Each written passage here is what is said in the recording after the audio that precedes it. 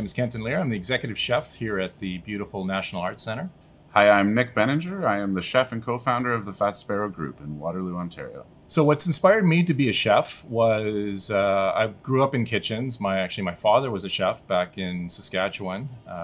He was a chef in a few different hotels and then actually ended up having his own restaurant.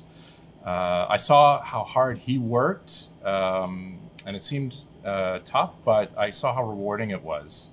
I worked at a summer camp as a kid. I went to a camp my whole life, and as a young adult, became a career camper, counselor in training. And you had to do one stint in the kitchen every year. And I remember just falling in love with it right away, sort of having your keys to the cookie jar, having a different set of hours than everyone else, sort of having that backstage pass to the best parts of camp, which were mealtimes. So I kind of fell in love with the lifestyle then and that sort of aspect of being behind the scenes. And much like Kenton, out of high school, I didn't have much of a career path in mind. And a mother who, with all the best intentions, wanted to see me go to college or move out of the house. And we opened our first restaurant in 2008, Nick and Nat's Uptown 21. And it was a mom and pop shop with an open kitchen, and my wife and I worked every day. We were there for every service. In fact, our children were there often. Our daughter was born just a few days before we got the keys for our renovation. And we loved it, and it really suited our needs and suited our need to express ourselves creatively for quite a while. But a few years in, we sort of started to see a path where we needed to decide if we wanted to have a passion project for our entire lives that meant this very small restaurant that you were very much attached to, or perhaps build something that could legacy into a proper family life and all kinds of other things. And that's the path we chose. So we were able to control every aspect of it, from literally every plate went under my eyes. So transitioning from that to something where it's just physically impossible to do that was a real challenge. And compounding that challenge for us was our second restaurant was literally 4 doors down from our first restaurant. So through the back door, I could run back and forth. And I would be at both services. I would be in both dining rooms. And as much as you can physically do that, it doesn't really work.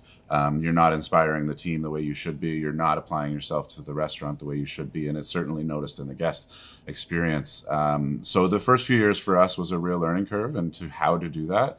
And the real thing, as Kenton mentions, is just trusting your team and empowering the people that you have under you. And that was why we wanted to grow in the first place, was we had this amazing team and we didn't want to see them move on. So we wanted to push that ceiling higher so that they could grow within us. And I think we were missing that part of how to help that person grow and empower them and trust them. So we've certainly learned that since, and we have an amazing team that we're lucky to have. It makes me being here possible.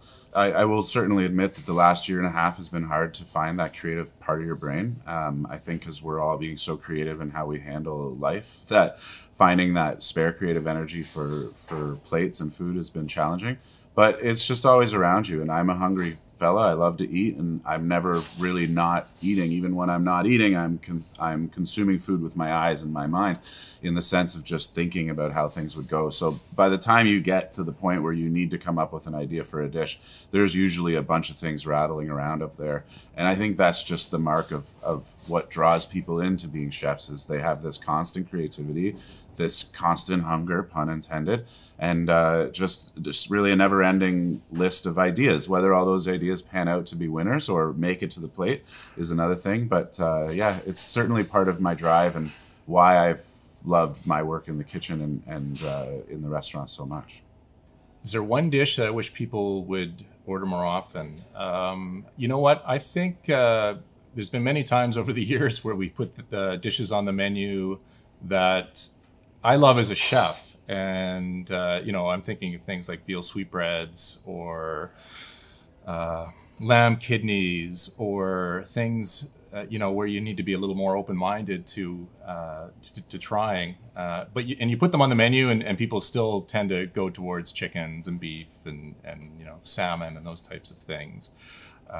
But as a chef, I think it's part of our job to try and educate people too, as to, all the other wonderful foods that are out there, and try and open their minds a little bit and present foods in ways that aren't threatening, and, they can see themselves trying. And once they do, more often than not, they'll really learn to enjoy them.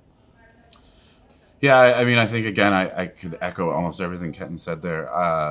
Understanding that you're far better off selling somebody something that they love and want, and maybe just tweak it in a way that makes it that much better.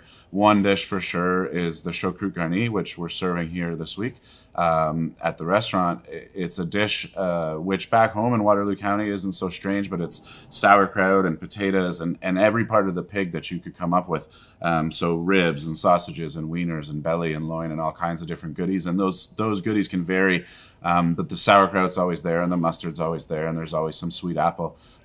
We have always sold a lot of that dish, and so it's never really been an issue. But every time we sell one, there's a little part of me that cries with joy inside. And when we get a super croute where we would get more than one at a table and we would platter them together, it was a real victory for the folks in the kitchen. Just a quiet one, but it's one of those things that, you know, it just makes you feel good when the dish that you love the most is well received by the guest.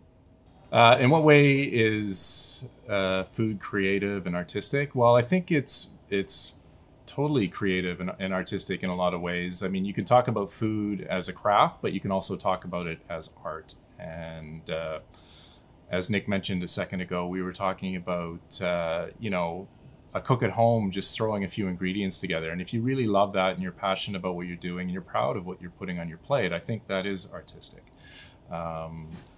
What we do here, we try to take it even a step further and put lots of, you know, thought into how we present things, make it really beautiful.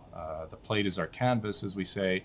And one of the most gratifying things as a chef is when I get my team involved and they're creative and, you know, that they find that rewarding. So when you see a younger cook putting something together on a plate that I wouldn't have thought of, and they're proud of it, that is art.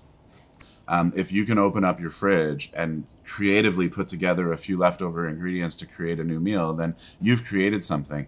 You know, when you get to the level where you're really proud of it, perhaps you're starting to call it an art form. But certainly those lines cross constantly. The way we plate food visually, the way we pull ingredients together, like notes of a song and creating music is clearly an everyday action for all of us, really, unless you're buying boxed food and just microwaving it. So I think that's one thing that we really like to express at the Fat Sparrow Group, is that we try to make sure we're accessible to everybody, but we do want to celebrate the fact that this is a creative art form. And I think we're all doing it, and I think that's something that, you know, you don't need one of these coats to call yourself a creative cook or an artistic chef in the kitchen.